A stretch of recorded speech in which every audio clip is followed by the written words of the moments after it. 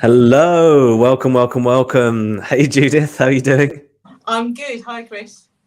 I've just welcomed Judith on the call just a moment ago, and for everyone else here, if I suddenly mute myself, it's because I'm suffering from man flu. So I sound a little bit like the late great Barry White, just an awful lot less talented. Um, so we're going to be talking about critical thinking rather than smooth tunes, and hopefully everyone will get something out of this webinar today. Personally, it's something I massively love talking about, a little bit too much sometimes, and I know it's a big deal for you in your coaching, Judith. So, those of you who don't know, Judith, do you want to give a little mini intro into who the mindful maverick is? Well, I create clear thinking and decisive leaders. I'm considered the leading authority on maverick leadership. So I specialize in leadership, culture, change, those kind of things. So critical thinking, lateral thinking is definitely my jam. I mean, everything I've seen and heard from everything that you talk about. Always a layer of that in there forever. So we'll get cracking. Hopefully, a few people will join along the way. But obviously, as with this busy world that we live in right now, most people will come and watch on the replays. The on-demand video culture. So first thing I think we really need to talk about, I think, is what the heck is critical thinking and why do we need it? Because I hear it an awful lot when I talk to different digital agency leaders. Oh yeah, we do critical thinking all the time. We have sessions where we talk about critical thinking all the time. And then when you kind of are a bit curious around that, you realize that they've heard of it and they kind of feel it's a part of a process as opposed to something that's kind of inside you. So what would you normally sort of say is a clear definition of critical thinking? What do you say it is? Okay, just before I tell you that, I was smiling because I think when people talk about critical thinking, what they mean is they're critical with their thinking, which is not quite the same. So critical thinking is an objective analysis and evaluation of an issue so that you can make a decision, basically, so you can judge it. So it's that critical analysis and evaluation, and it's something that you do on your own. It's a singular sport as it is, because when you do critical thinking, it's for you to form a judgment, so you're independently deciding rather than going with the crowd. Yeah, and the good thing about it is if you do that well, the thing that comes out of your mouth or into your emails or your reports afterwards is the product of that good critical thinking, and that's the thing that inspires good kind of challenging conversation, good negotiation, good delivery of things. Less problems usually is a good sign that you've been doing critical thinking quite well. Yeah, absolutely. So Absolutely. when would you when would you feel like if someone say, yeah, but why do we need it? Why do we need critical thinking? What's if you're trying to pretend you're trying to sell it to me? Well, if you're a leader, and I believe everybody is a leader, so you don't need a title for that, then you are trying to influence others, you're trying to get things done, and you need to make sure that what you're doing is what you believe is right. So if you're not a critical thinker, it means that you're more like a sponge. People will tell you ideas, you will just accept that and go along with it. So Yeah. critical thinking gives better decisions. It's reflective on who you are, and you can operate proper solutions based on Yeah. the evidence that's there. So this is evidential critical thinking, is rather than caught up in your own biases. Yeah. Yeah. And that's really hard to do unless you kind of build that thinking into your own kind of mental workflow. You've got to actually do it. It becomes natural over time, and it should become natural like any kind of new learned thing. But in the sort of the normal scheme of how you do things, it isn't necessarily something that people immediately jump to. No. It's usually kind of this happens, so therefore I react in that way. Yeah, and people want creative thinkers, don't they? But you can't be creative if you're not critical first. The critical Yeah. thinking comes first, and then the creative thinking and the emergent thinking comes from that base. And that's what I found with maverick leaders, is that they don't think in one particular style. They'll start off with critical thinking, and then they'll go for another thinking style and another thinking style, and then come up with a conclusion. And I think this is where this is why I think it's a superpower in the digital agency, and that's mostly because yes, you need to be you need to have a series of processes in especially in a technical role, so web development, technical SEO, quite a lot of SEO, quite a lot of paid advertising. You need a lot of sort of technical thinking. But the problem is what often happens in those kinds of businesses, because you have to sell on deliverables, you have to sell on, sometimes sadly, time, you have to sell on a certain set of deliverables.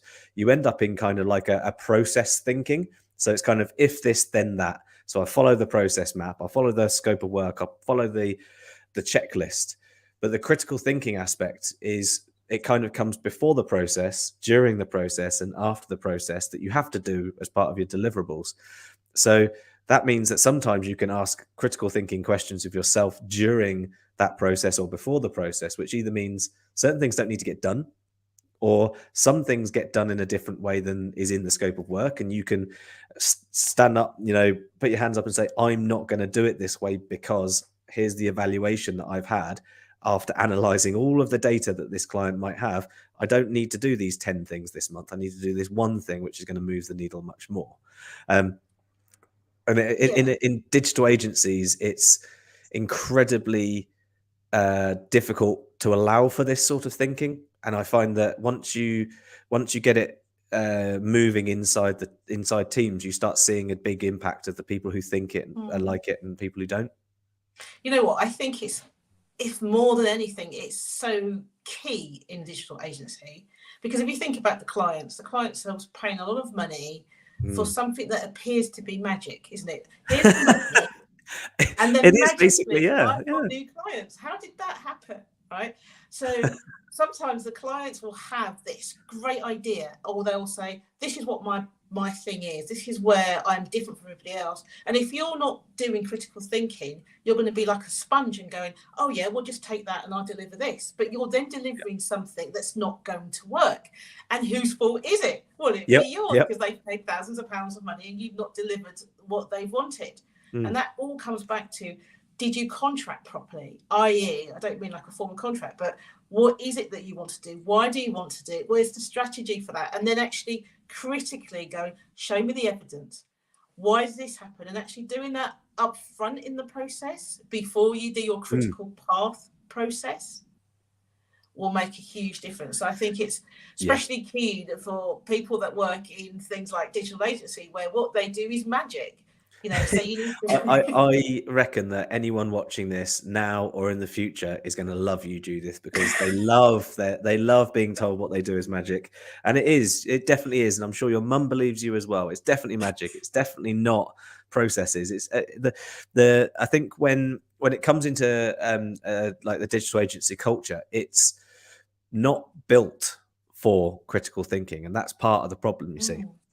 In that you've got to, you often start a digital agency selling deliverables or time, and you then get to a point where you hire people who need training, or you hire people that you need to be able to utilize and manage in some kind of, I hate to say it, in like some sort of McDonald's-ized way, where each thing gets done the same 100 times a day. And that can cause a conflict with the right kind of critical thinking.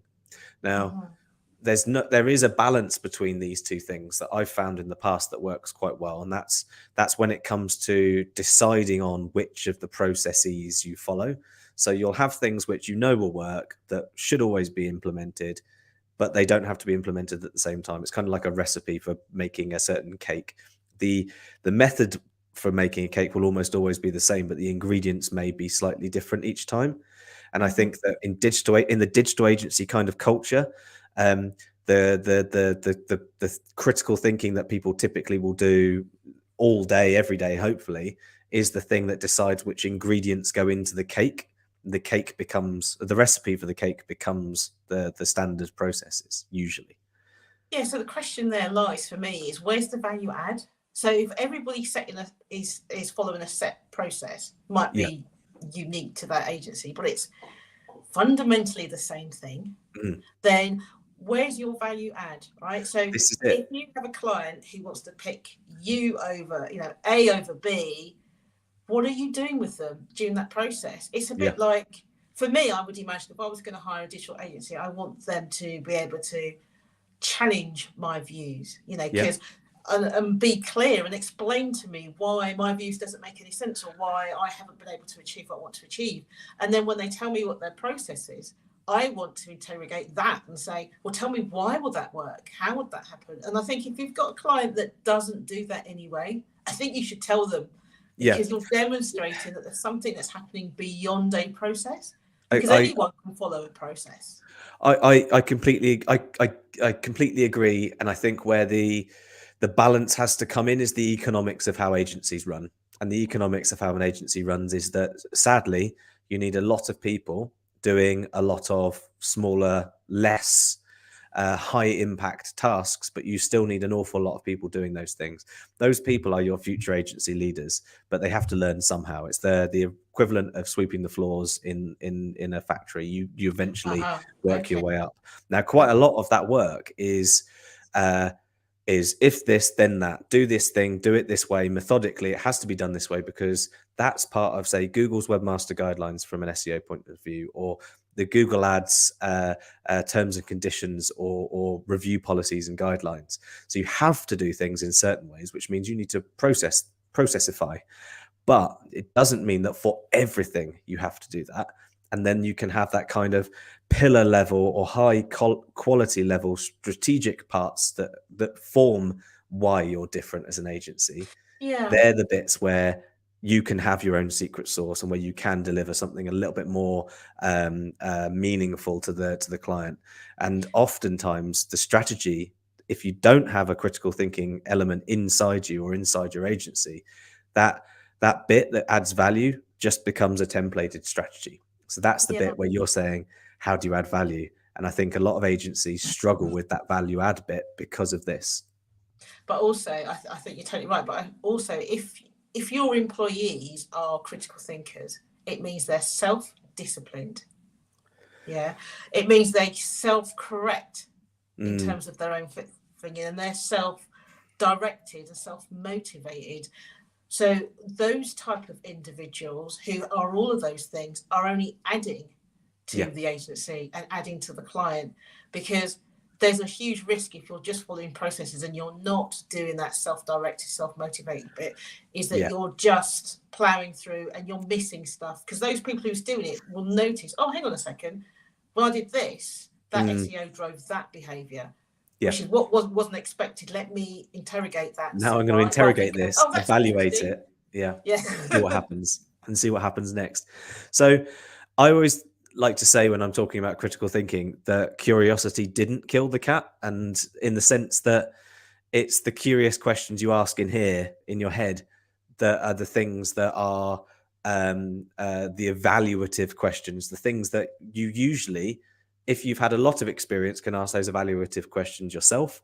If you haven't had a lot of experience and you're in a trusting environment, you can ask a lot of those evaluative questions as a team or as a group. And realistically, it kind of all boils down to like the who, what, where, when, why, how style kind of questioning. But it's what happened before, what happened when I looked at this other thing, what didn't happen when someone did something. Those sorts of questions are really good indicators that you're going to have some kind of quality thinking as an outcome. I like to say sort of asking produces clarity, because even in your own head, especially when you're looking at giant websites or you're trying to put together a standard set of deliverables for something quite complex, it does help to ask lots of questions for yourself, because it can unpick that sort of big pile of spaghetti. Yeah, that makes sense when you're looking at task, asking those questions. But I think it's wider than that. I think if someone who's a critical thinker, Mm, which is obviously, as we said, is the foundation towards creative thinking and strategic thinking, mm, mm. then you need to be curious about all the things that are around you. So if you're in a digital agency and your job is to just do the SEO, well, you should still understand how marketing works. You should still understand how Yes, yeah, sales work. You know, you need to be curious of other things, because without the data, without that rigor that comes with it, then you cannot interrogate the data as well as you could do. So if mm, somebody says, "Oh, I remember I was talking to somebody who's an SEO expert, and I said, so what does the new Google algorithm going to do?" And it's not, I don't consult on that, but I was aware, because I have yeah, SME clients, that yeah, that's the thing. If I'm talking about influence, and I should know about that. So I was asking him in a conversation, and he was like, "Well, what algorithm change?" And I was thinking, well, Google's brought it out over 3 weeks ago. How come we not yeah. know about it? One of the And then immediately 300 a I was year. like, Yeah. "You're not an expert." And it wasn't any good for him to say, "Yeah, but I'm doing that, and it's not really my thing." It's just, and I think that's the thing. You've got to be Mm. curious about the stuff that's around you, because when you have all those data points, you can link them together and come up with Yeah, something yeah. inventive and creative. Well, this is the beautiful thing about that the clarity that critical thinking can produce in your own head when you've got that that I can't remember what they're called, the kind of it looks like a diagram, loads of dots, all the lines joined together, and you can kind of move it almost in 3 dimensions. Uh-huh. Um, that's what critical thinking can allow for. Those pathways can connect a little bit better. Obviously, I'm visually seeing that in my head, and no one else can see that right now. I should have thought I've about that seen as a it too. slide. I've seen it That would have been a too. great slide to have. Damn it, next time.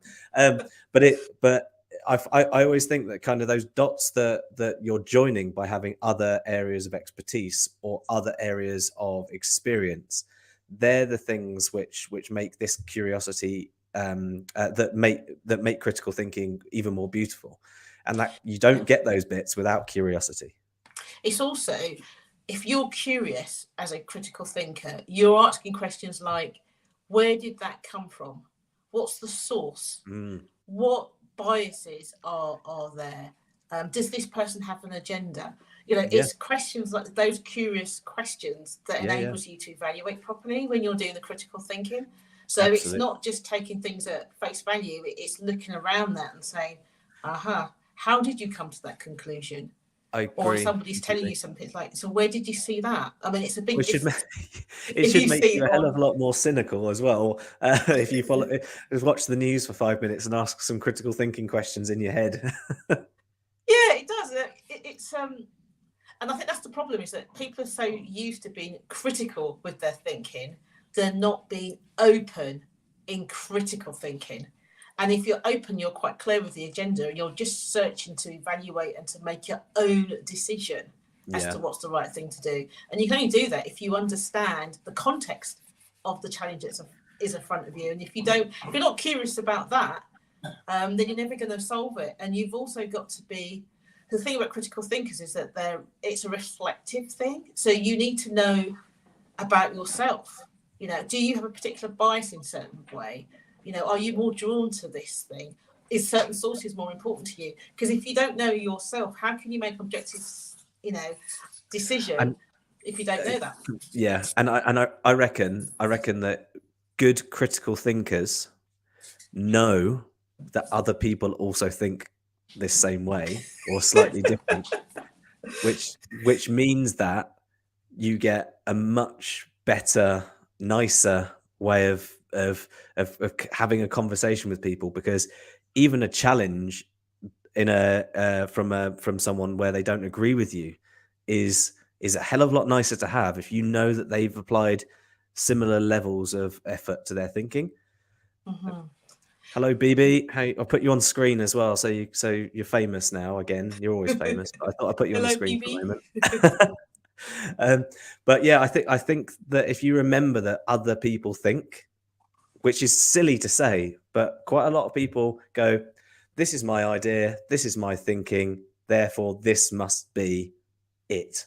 And then when someone comes up with another counterpoint or a different idea, well, what happens? You argue, Yeah, I and think people have become used to seeing opinion as fact. I have yeah, this opinion, therefore it's true. And then when somebody says, on what basis is that opinion formed, people get angry. Yeah. So, I mean, if you're a digital agency, then you need to find ways of contextualizing how you ask that question so you don't upset the client, but you can't avoid answering that question, because sometimes if you're making a solution based on a fallacy, some sort of falsehood, then you're not going to deliver and you'll be in trouble for not delivering. So it's much better to ask the questions up front and to demonstrate that thinking, even if it takes a bit longer, because the solution's faster once you've done the thinking. Absolutely. Just had a comment here from Andy. He said, so many times I've had to get my team to redo or rethink work, or hovered over it now, I can't see it. Redo work that by asking, so what, or what's the source of this info, because they've not been critical about the data that they've seen. And I think that's a really important thing. There's a fantastic book which I'd recommend anyone read. It was written by I believe he's a doctor, and it's called Factfulness, and it's that kind of, where did that data come from kind of mindset. Where did that how did you get that? You've come to this big conclusion? Have you applied the right sort of thinking behind the validity of this, the way it was captured, that sort of stuff? It's a good point there, Andy. Yeah, in my book I talk about mavericks here. Oh, book plug. What's the book called? Oh, the Maverick Paradox: The Secret Power Behind Successful Leaders. And in the book, I talk about how mavericks believe nothing and test everything, and that's not about being super critical. It's like, until we've done that critical thinking on however you've presented this problem or this solution, it doesn't exist. Yeah. So quite often it's when you have to provide a solution to something, you push people further than the point that they've started talking to you to say, okay, I understand this path, but let's go back. And then you tell me what led up to that path so that we can then test the whole line. Yeah. And I think, to a follow-up point that Andy just made, you've got to be really careful with balancing how much you give people and how much you obviously don't give them, because sometimes like clients are super busy, you're super busy, and if you explain to them, here's everything and here's the fullness of this information, they're not gonna have the time or the effort or the energy to want to apply the thinking that they should do afterwards. I think obviously this comes with trust, and over time that can happen, because you've exhibited that you are doing what you're doing, and you know what you know, and you've proven that you are a critical thinker. But if you don't have that trust immediately, then it's very hard for that person to understand where that's come from. And I think, and I don't know how you feel in this, but every single thing in the world that is a conversation between one and more than another person is essentially a negotiation. Not from a sales point of view, not necessarily from trying to get something out of anyone's point of view, but everyone has come from a different place. Whether you've grown up together, you're still a different person. So your brain works ever so slightly differently. You think about things ever so slightly differently. And I think having that kind of layer of critical thinking in your mind before you behave, before you act, it can help you get more out of your life. You're more able to apply a layer of empathy that you wouldn't have done in the past, or you're more able to get some kind of value out of a relationship, because you've kind of thought about stuff that you wouldn't necessarily have done in the outset. Yeah, and I think that's a great point, and I think it leads back to that whole testing assumptions, because this is one of the things of doing critical thinking, is that you test your assumptions and you test their assumptions.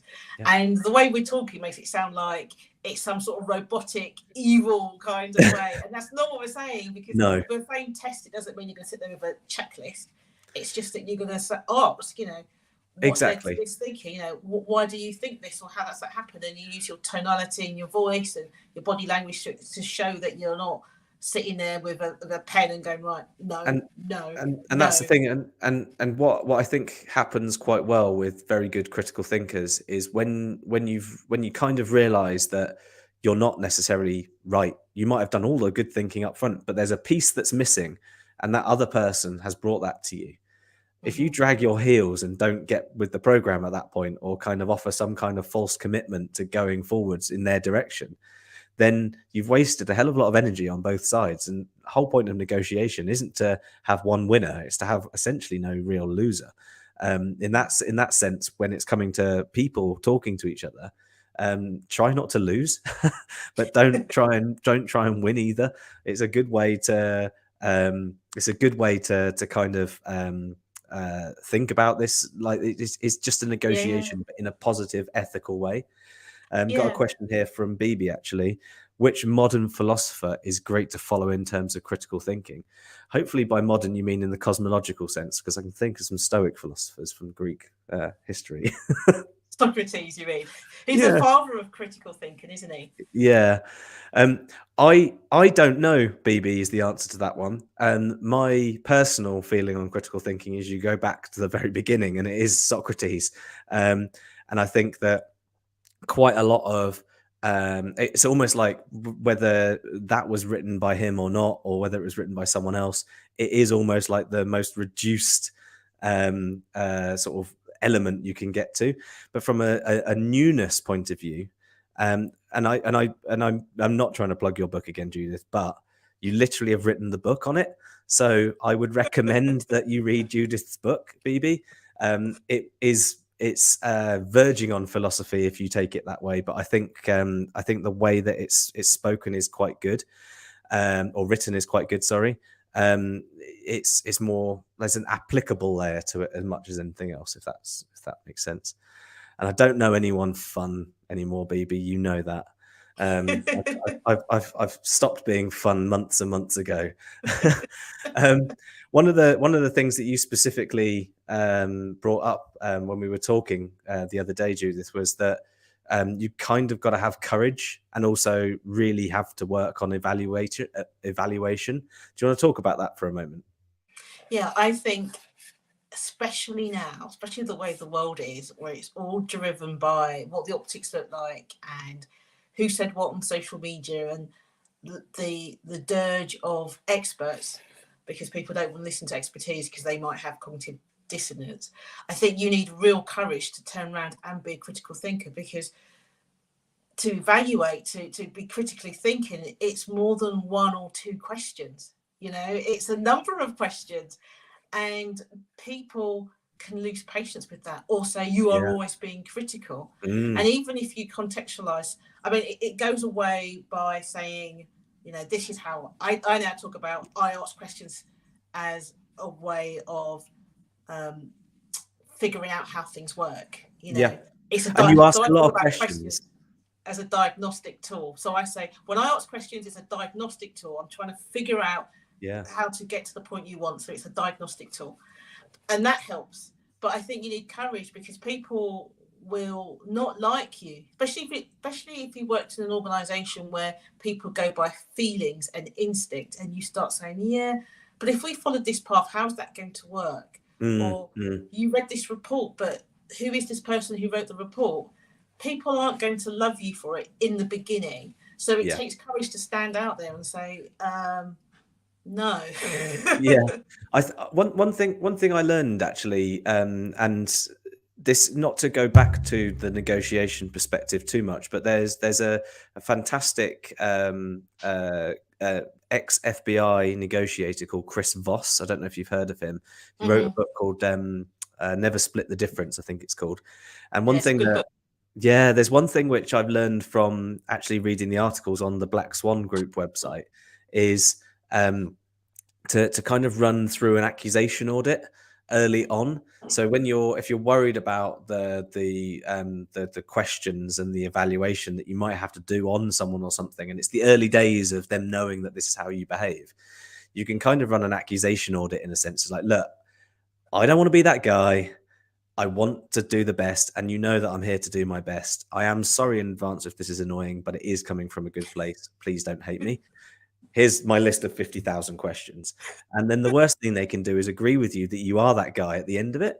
And that can't make someone annoyed if you've basically said up front, I'm gonna ask a few questions which you might not enjoy too much. Yeah, and it all sits in the context of who you are. So if you've demonstrated that you do things from an equitable base, an integrity base, you've got no hidden agenda, then those Yeah, yeah. questions are easier to accept. But if you're a closed off individual and they haven't had a chance to sample who you are, then they can become more threatened by those questions. Because sometimes by being a critical thinker, you are calling to question somebody else's lack of thinking. So you have to be aware of that Yeah, when you're doing it. and that's hard, especially, and I know that all businesses have their own individual types of cultural kind of strategies with these things and issues, but in a digital agency, you're dealing with middle-aged people who may be running the business, on the younger end of the middle-aged level ish, um, and then early 20s, like early, like just graduated level people who are at the towards the bottom end of the business. And that's not to say that they're not worth anything, but because that's the level they are in the hierarchy. Now, it's really hard to not kind of upset people when you have to behave in a certain way or you have to ask certain questions, because some people haven't had the skill yet or the education in life that some of Yeah. these things have to be thought in advance, and it And I can think be. yeah, I totally agree, and I think there's a huge difference. It shows you how old I am now. Where you, when you was at school, university, whatever, and you had to find something out, you had to go look at encyclopedias. You had to take out 8 books for 3 paragraphs. So you learned to research really, really, really well. But now with the internet, a lot of people look for the first 1, 2, maybe 3 links. Yeah. And then that's research, but it's not research. Yeah, and I think that has a place here, and I think it's the exercising of the muscles in your brain that allow for that kind of thing, and actually, I think you were talking about this the other day, is that you kind of need to exercise these skills, which is, you have to have the courage, I think, to go back to that last slide. You have to have the courage, I think, to be able to consistently do something which feels uncomfortable for quite a while. And sometimes it feels uncomfortable to you because you're doing something which is an unusual thing in your own head. It also feels uncomfortable to other people who don't like to be evaluated or feel criticized. Um, but it's like me, I hate going to the gym.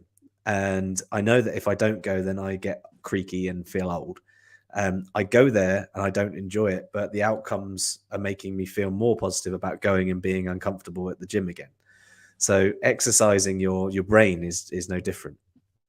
No, and if you think that you can become committed, or someone could be committed to a particular way of doing things that will drive a particular solution, and then you turn around for your critical thinking and saying, in this circumstance, it's not going to work. For some people, you've just attacked the whole identity, the whole worldview. So they feel like they have the choice of ignoring you or changing entirely who they are, right? And it's not going to go well. So you have to think about, how can you Yeah. help a person walk away from that dissonance in a way that's going to get to the right solution, so they don't feel like, if I have to agree with you, I am nothing, or I'm wrong, or whatever. It's a bit like having a way that works really, really well, and then Google brings a completely new way of doing something that completely upends everything. Yeah. Not like it would ever do that, huh? And then you have to turn around and go, well, this doesn't work anymore. And for some people, that'll be really hard, because it's worked like this for the last 2 years. Yeah. And I think that I feel like a broken record sometimes, but thankfully not everyone has listens to me, so they don't remember. But I often say that, quite a lot of the most of the failed businesses, on their tombstone, I envisaged a we've always done it this way kind of phrase, and that's usually because they've not been able to kind of apply this has changed. What do we know? What should work? What does work? What now doesn't work? What kind of evaluation do we need to take on our own methodologies and our own thinking, so that we can then be a step up from the rest later on, maybe? Yeah, and you know what? It's part of that courage, part of that evaluation, part of the stretch you're talking about, is to look at avoiding confirmation bias. So if you're going to be critical thinker, you should search out the viewpoints of people who do not agree with you. Yeah. And then test out solution through that, rather than going out and looking for people who do agree. And then you say, right, okay, I spoke to 5 people and they agree. Just go out, So just done a survey of 8 people and it's great. Everything exactly. we're doing is great. 8 people who always disagree with you and then ask them. It doesn't mean that you would change your opinion, but it means that your argument is going to be all the stronger as you have to defend and reconsider how you feel about something and what the facts actually say. Yeah, absolutely agree. I've had a question here from Anna on Twitter. Any tips to build confidence when asking clients curious questions? So I'm guessing Anna is asking that in relation to having kind of client calls or meetings when you need to get something out of them that you physically can't get without talking to them. Yeah. I think confidence comes from self-knowledge and awareness of what it is that you're trying to do and why you're trying to do it. Because I think if you ask the client, so this is the maverick in me, what is it that you want? That's one thing I ask people all the time. Just tell me what you want. Why are you here? And we'll give it to you. And when you start off with just tell me what you want, and they'll tell you what you want, and then you say, okay. And then any question you ask from that point is a question they're happy to answer. Yeah. Because they know that you just want to give them what they want. Now, they might not get what they want because it might not be possible. But if you start off with, what is it that you want? You can be confident that they will tell you. Yeah.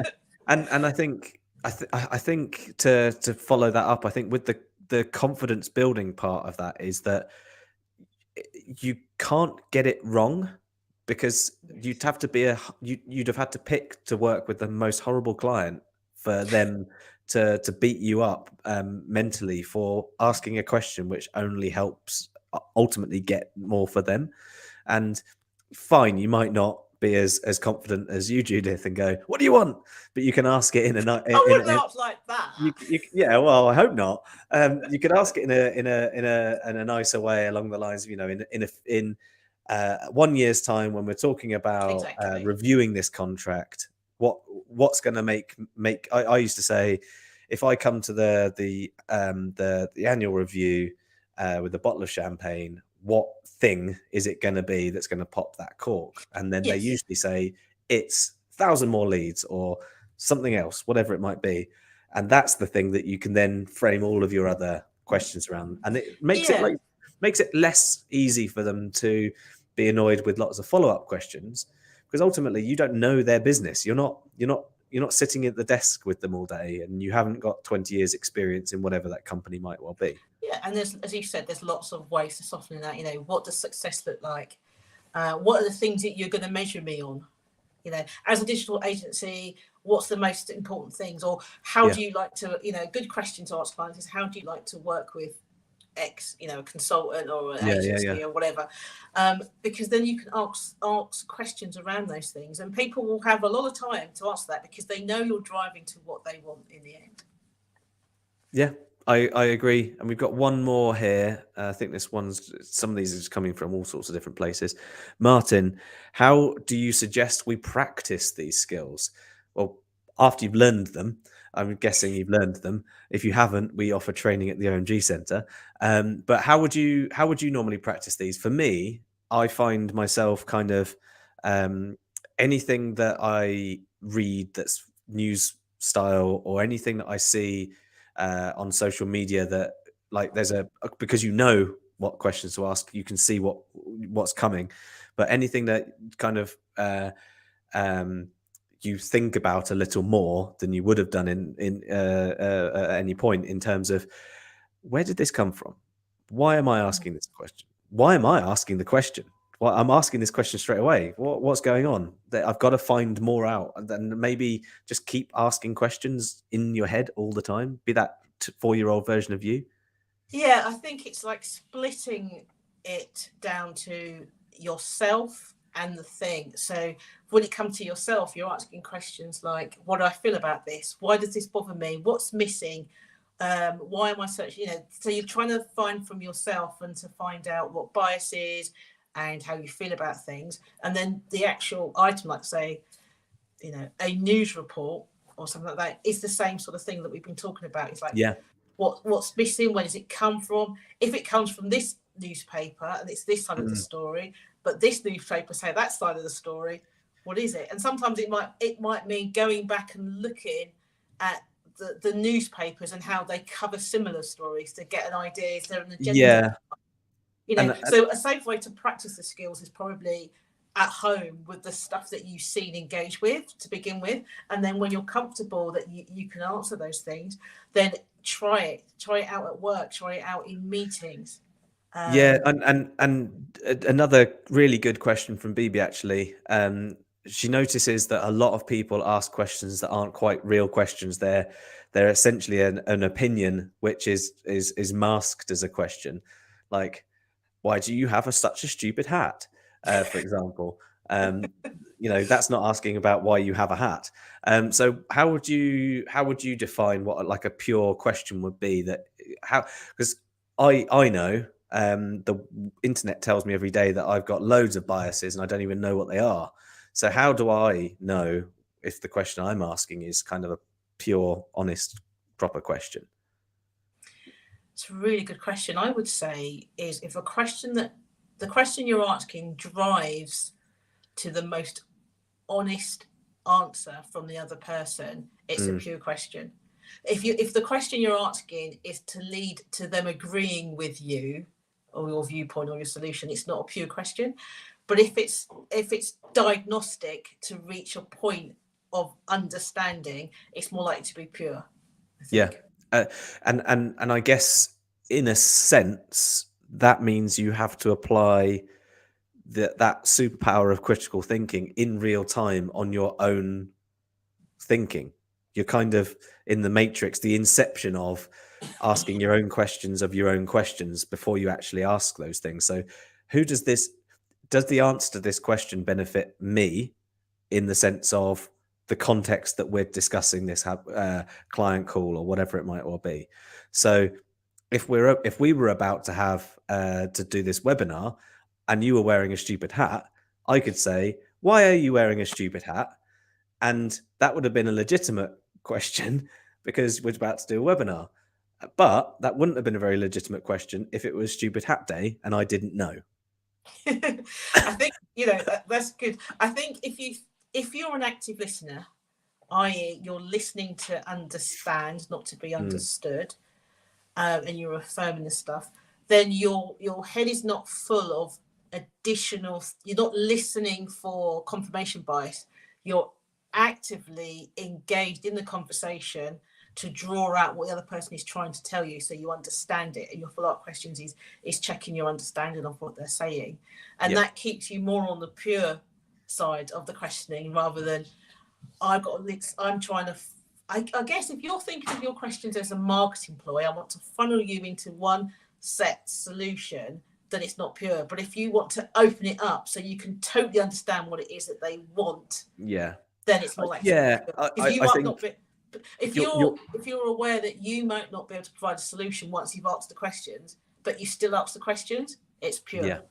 And so in a sense, if you ask a question with vulnerability in mind, you are probably asking a more pure question. And critical thinkers are quite humble in that way. They are prepared to be vulnerable. Exception to the rule. There's nothing wrong with vulnerability. And with that in mind and all that vulnerability that I've just shown there, thank you, Judith, for joining me on this webinar.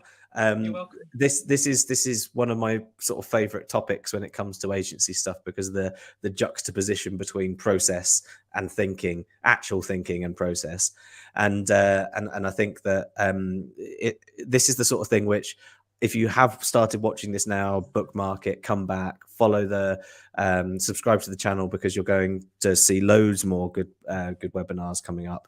With our next one, which is on the 19th of January, because obviously Christmas and stuff. We were going to do it on Christmas Day, but we didn't want to upset you because Steve Kunovich is a family man, and he doesn't want to do doesn't want to do a webinar from Christmas Day. I'm not that fussed. We're going to be talking about the really important protecting your agency kind of conversation around getting the proper IP and the right contracts. It isn't as fun as critical thinking from my perspective, but I can guarantee that it's something that if you don't already do this properly, if your contract is like 18 pages long, how many contracts have you seen in the past, Judith, where they've been so long that it takes an army of people with red pen to work out why there's so many loopholes in this contract and all that sort of stuff? You must work with people who have come to you in the past and said, I don't know why these clients keep being able to leave and not pay and things like that. It's just terrible, right? Yeah. So Steve runs a division of international legal firm, and he's going to do this all with a smile. And I think we'll probably talk an awful lot about Marvel, especially the Transformers as well, because that's a lot more interesting. Maybe some analogies around this. But again, thank you so much for being here, Judith. And thanks very much for everyone who's been here now, and also those of you who made it to the end on the rerun. Thanks very much. Thank you.